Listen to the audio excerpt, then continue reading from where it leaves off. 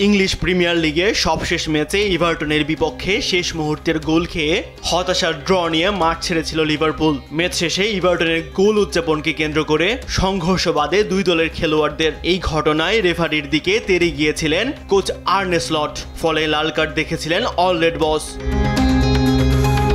সেই ঘটনায় এবার বড় শাস্তি পেলেন লিভারপুল কোচ।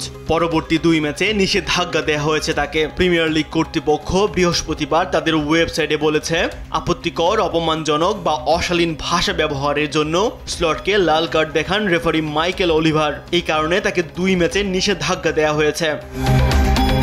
লিভারপুলের পরের দুই ম্যাচ উলভারহ্যাম্পটন ও অ্যাস্টন ভিলার বিপক্ষে। এই দুই ম্যাচে ডাগ আউটে দাঁড়াতে পারবেন না আর্নে স্লট। এছাড়া এভারটনের বিপক্ষে লাল কার্ড দেখেছিলেন স্লটের সহকারী সিপজে হুলশাফু। ম্যাচ শেষে দুজনের কারোরই গণমাধ্যমের সঙ্গে কথা বলার অনুমতি ছিল না।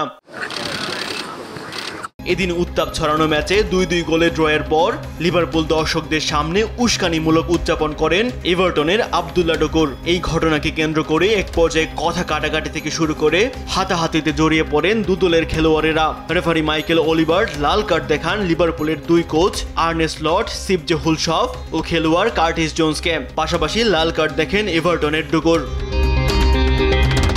বর্তমানে 24 ম্যাচে 57 পয়েন্ট নিয়ে টেবিলের শীর্ষে আছে লিভারপুল। রোববার উলভারহ্যাম্পটন ও 19 ফেব্রুয়ারি অ্যাস্টন ভিলার বিপক্ষে ডাগ আউটের স্লটকে ছাড়াই খেলতে নামবে অল রেড শিবির। বসের দিক নির্দেশনা ছাড়া এই দুই ম্যাচে টেবিল টপাররা কেমন খেলে সেটাই এখন দেখার বিষয়।